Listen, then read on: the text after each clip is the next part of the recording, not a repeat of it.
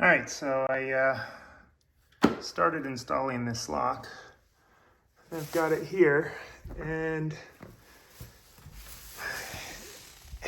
it doesn't work. Haven't finished doing the handle, but this button, like here, it works.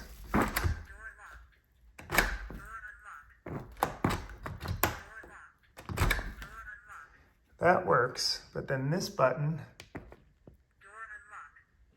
unlocks it, and then this one's supposed to lock it.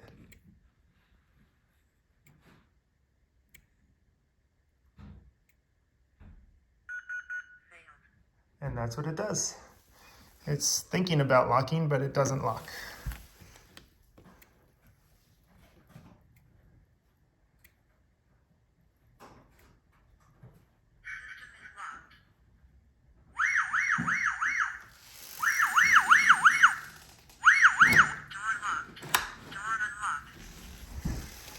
It's defective.